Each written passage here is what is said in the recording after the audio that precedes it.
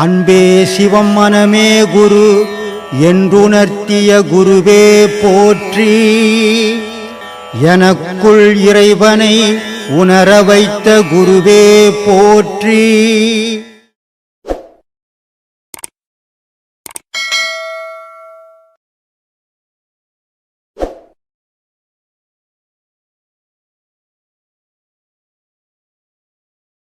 நானும் ஆன்மீகம் தேடும்போது ஒன்றா பார்த்தேன். எதுவுமே மனசுக்கு பிடிச்ச மாதிரி இல்லை. சரி. அப்படியே தேடிட்டே இருக்கும்போது ஒரு 10 நாள், ஒரு மாதம், ஒரு 20 நாள் வரைக்கும் தேடிட்டே இருக்கும்போது ஒரு நாள் அது கஷ்டத்தில் நான் தேடிட்டே இருந்தேன். ஆன்மீகத்துக்கு நம்ம போயிடலாம் அப்படின்ட்டு. அப்போ ஒரு நாள் ரொம்ப தீவிரமாக தேடும்போது, ரொம்ப கஷ்டமாக இருக்கும்போது நீங்கள் கிடைச்சிங்க. அதாவது என்னோடய வாழ்க்கையில் ஒரு சின்ன வயசுலேருந்தே ஒன்று தோல்வி தான். ஏன்னா படிக்க ஆசைப்படுவேன். ரொம்ப நேரம் டைம் எடுத்து உட்காருவேன். அது மைண்டில் கொஞ்சம் தான் ஏறும். நான் படிக்கிறதுக்கு ஃபுல் மார்க் எடுக்கலாம். ஆனால் அந்த அளவில் மார்க் எடுக்க முடியாது. அந்த ஆவரேஜுக்கு மேலே அந்த மாதிரி தான் எடுக்க முடியும். டைம் இருக்கும், எல்லாமே இருக்கும், படிக்க வசதி இருக்கும், ஆனால் முடியாது. நமக்கு ஏன் இப்படி ஆகுதுன்னு நான் எனக்குள்ளேயே எப்போவுமே அமைதியாகவே தான் இருப்பேன். எனக்கு ஏன் இப்படி ஆகுது அப்படின்னு நானாகவே யோசிச்சுட்டே, எனக்குள்ளேயே இத்தனை வருஷமாக நான் யோசிச்சுட்டே தான் இருந்தேன். எல்லாத்துக்குமே ஒரு தோல்விக்கும் நமக்கு ஏன் இப்படி நடக்கு, எல்லாருமே எல்லாமே செய்கிறாங்க, எப்படி இருக்காங்க, நம்ம மட்டும் ஏன் இப்படி இருக்கோம்னு நான் யோசிச்சுட்டே இருக்கும்போது, அதாவது ஒரு உதாரணம் சொல்லணும் அப்படின்னா, பல்லாங்குழியில் குழியாக மட்டும் இருந்தேன். உங்களோட வீடியோ நான் 1.5 வருஷமாக எப்போ பார்க்க ஆரம்பிச்சனோ, அதில் முத்துக்கள் நிரப்புனா எப்படி இருக்குமோ அந்த மாதிரி எனக்கு ஒரு நிறைவு எனக்கு கிடைச்சது. உங்கள் வீடியோ மூலமாக மட்டும்தான் எனக்கு கிடைச்சது. உங்கள் வீடியோ மட்டும்தான் எனக்கு அந்த மன திருப்தி கிடைச்சது, மன அமைதி கிடைச்சது. எனக்கு இந்த மகிழ்ச்சி, இந்த ஆடம்பரத்தில் விருப்பம் கிடையாது. சும்மா வெளி உலகத்துக்காக போடுறது தான் ஆபரணம். இதுலேயுமே அந்தளவில் விருப்பங்கள் கிடையாது. எனக்கு தேவை இந்த ஆன்மீக பயணம் தான் எனக்கு வேணும். இதுதான் சாமி நான் சொல்கிறேன். இப்போ 1.5 வருஷமாக நான் போகணும்னு முயற்சி பண்ணிகிட்டே இருந்தேன். இந்த கோவிட்னால என்னால் வர முடியல. இப்போ 3 மாதமாக ரொம்ப ட்ரை பண்ணி இன்றைக்கி தான் என்னால் வீட்டில் பெர்மிஷன் வாங்கி வர முடிஞ்சது. எனக்கு அந்த கடவுளோட அருளும், குருவோட அருளும், என் கணவரோட அருளும், 3 பேரோட துணை இருந்தால் நான் இந்த பயணத்தை என்னோடய விதி எவ்வளோ நாளைக்கு ஒரு நாள் இருக்குமோ, 30 வருஷம் இருக்குமோ, அது வரைக்கும் நான் இதில் தொடரணும்னு ஆசைப்பட்றேன். இதுக்கு என்னால் முடிஞ்ச வரைக்கும் உள்ள முயற்சியை பண்ணணும்னு நான் விருப்பப்படுறேன் சாமி. வேற ஒரு சந்தேகம் சாமி. கேளுமா. இப்போ ஒரு சந்தேகம் இல்லை, 9 சந்தேகம். மனசில் இருக்கிற சந்தேகத்தெல்லாம் எப்பவுமே இந்த பழாப்பொண்ணு மனம் இருக்குது, இது எதையாவது ஒரு சந்தேகத்தை பிடிச்சி வச்சுக்கிச்சின்னா அதுவே அது அதை கொள்ளும். ஆனால் அந்த சந்தேகத்தை எங்கேயாவது ஒரு விடை கட்சிச்சுன்னா, தூக்கி போட்டுச்சுன்னா அவன் ஃப்ரீயாகிடுவான். அந்த மாதிரி மனசுக்குள்ளே எந்த சந்தேகம், இந்த ஹார்ட் அட்டாக் வருது தெரியுமா? எல்லாருக்கும் ஹார்ட் அட்டாக் வருதில்ல, அது 2 விதத்தில் வரும். ஒன்று அளவு மீறி துண்ணுட்டு கொழுப்பாட்சிக்குன்னு ஹார்ட் அட்டாக் வரும். ஒன்று மன அழுத்தத்தில் ஹார்ட் அட்டாக் வரும். இந்த மன அழுத்தத்தில் வர ஹார்ட் அட்டாக்குன்னா அடுத்தவனு நம்மளுடைய துன்பத்தையோ நம்மளுடைய இன்பத்தையோ அடுத்தவங்கக்கிட்ட சொல்ல முடியாமல் தான் மனசுக்குள்ளே போட்டு அழுத்தும் போது அந்த அழுத்தம் தான் ஹார்ட் அட்டாக்காக மாறும். ஒரு சிலருக்கு அளவு மாரி கண்டதை துண்ணு போட்டு கொழுப்பு போய் அந்த சுவாசம் காற்று இல்லாமல் கொழுப்பு அடிச்சுட்டு ஹார்ட் அட்டாக் வரும். இப்படி 2 விதத்தில் வரும். அந்த மனசில் இருக்கிற பிரச்சனை எப்பவுமே எதையோ ஒன்று நட்பு அப்படின்றத எதுக்காக வச்சுருந்தது தெரியுமா? ஆதியில் உனக்கு இருக்கிற கஷ்டத்தை நீ என்கிட்ட சொல்லிடணும், அப்போ உன் மனம் ஃப்ரீ ஆகிடும். அதே மாதிரி எனக்கு 1000 பிரச்சனைகள் இருக்கும், அதை நான் உங்கள்கிட்ட சொல்லிடணும். அப்படி சொல்லி ஒருத்தரை பரிமாறிக்கும் போது அந்த மனம் ஃப்ரீ ஆகிடும். நார்மலாக இருப்போம். நம்ம இல்லைன்னு சொன்னால் நம்மளுடைய செயலே தடுமாற்றமாகிடும். இது யாருமே சரியான நட்பு கிடைக்கலன்னு சொன்னால் இதுக்கு தான் கோவில் வச்சாங்க. அப்போது தெய்வத்தாண்டி என்ன போய் சொல்லு, அந்த தெய்வத்தாண்டி அது பேசலையோ ஆனால் இவனுக்கு ஒரு திருப்தி கிடச்சிச்சு, நான் கடவுள்கிட்ட சொல்லிட்டேன் அப்படின்ற ஒரு திருப்தி கிடச்சிச்சு. அப்போ இவன் மனசை விட்டு அது வெளியே போயிடுச்சு. இந்த வெளியே போகும்போது அவன் சுதந்திரமாயிட்டான். அப்போது மனசுக்குள்ளே எந்த அழுத்தத்தையும் வைக்கக்கூடாது. அதுவும் என்கிட்ட வர என்னுடைய ஆன்மீக சீடர்கள் யாருமே மனசு அழுத்தம் வைக்கக்கூடாது. இந்த பயிற்சி ஆகப்பட்டது தன்னறியாமல் தனக்கே தெரியாமல் ஒரு தைரியத்தை கொடுக்கக்கூடிய பயிற்சி இது. இந்த ஞானமாகப்பட்டது ஒரு நாளில் போய் எங்கேயுமே எவனுக்குமே சொல்லி கொடுத்து ஞானம் பெற முடியாது.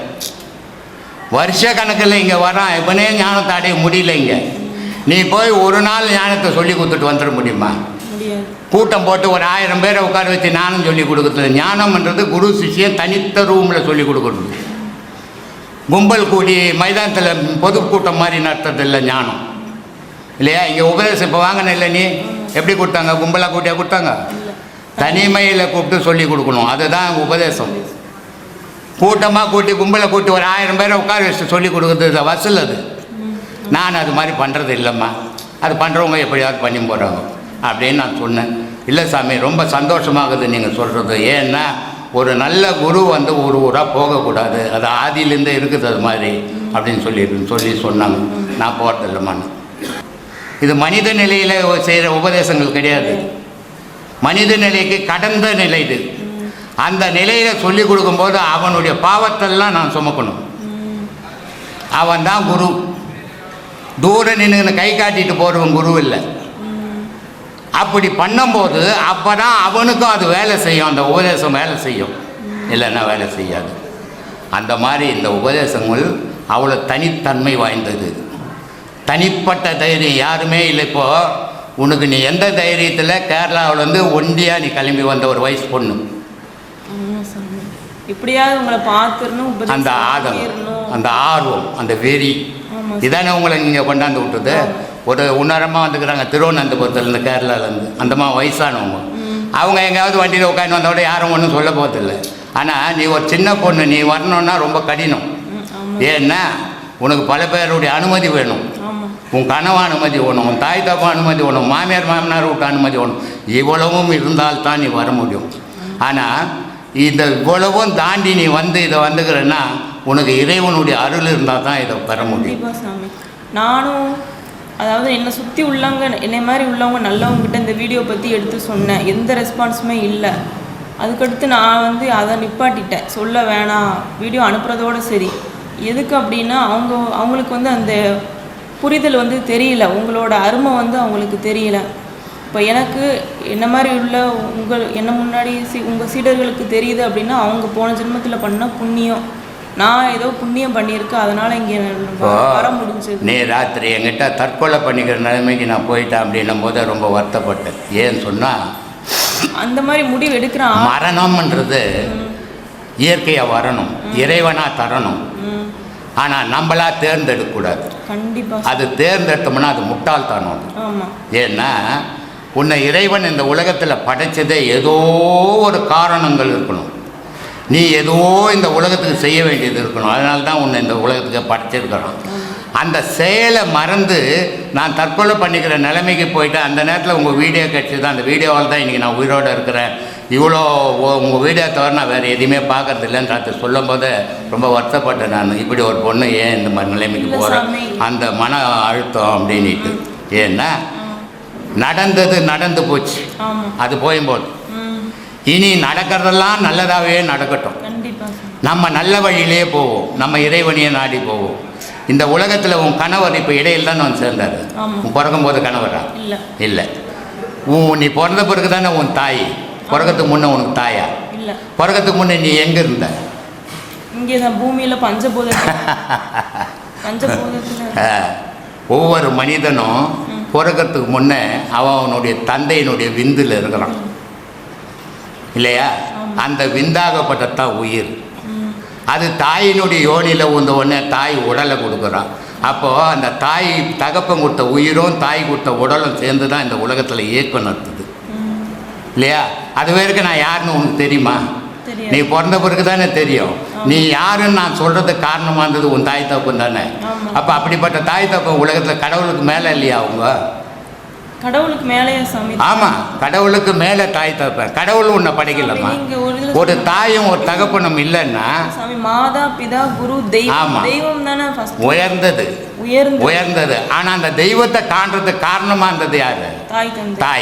தாய்க்கு அப்புறம் தெய்வத்தை குருவை அறியறதுக்கு தாய் தகப்பன் காரணமாக இருந்தாங்க.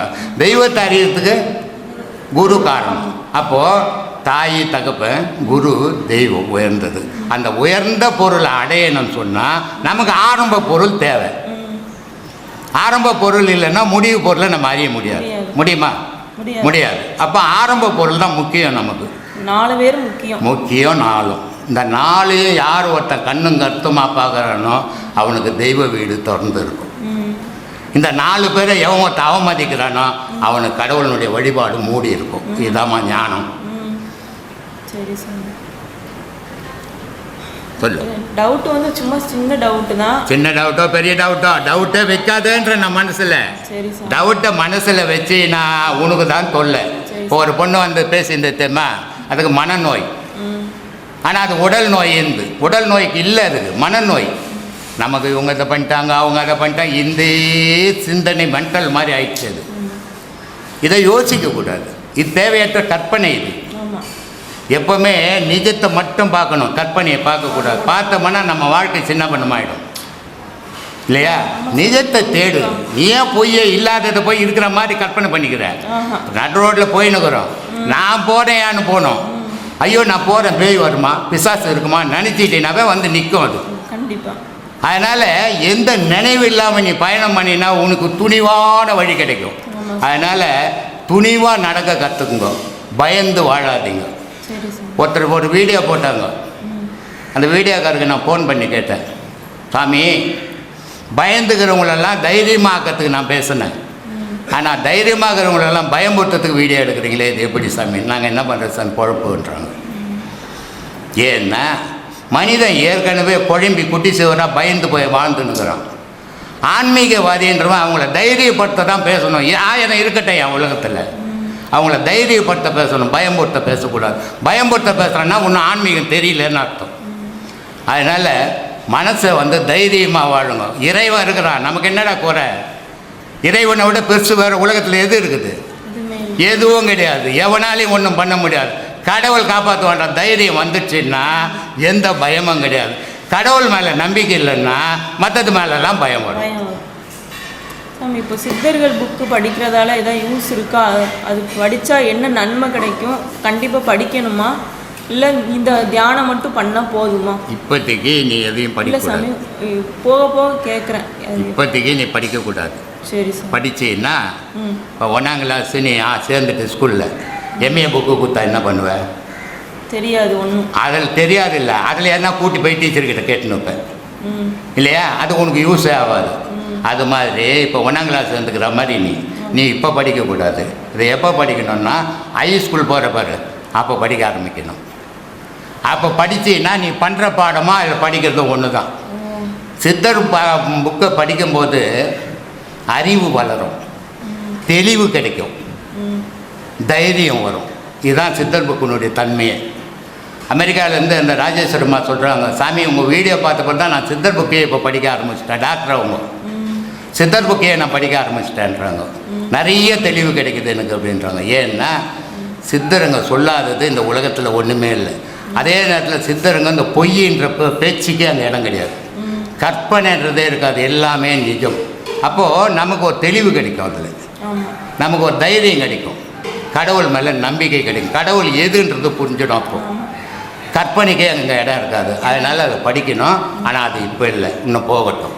முதல்ல நம்ம புக்கை படி, அப்புறமா சித்தர் புக்கை படி. அப்போ தான் உனக்கு அது விளங்கும். ஏன்னா அதனுடைய பொருள் வந்து புரியாது. நம்ம புக்கில் வந்து பாடல் கீழே விளக்கமும் எழுதியிருப்பேன். அதை படிக்கும்போது உங்களுக்கு 4 அடிவில் அதுவும் புரிய ஆரம்பிச்சிடும். சொல்லு.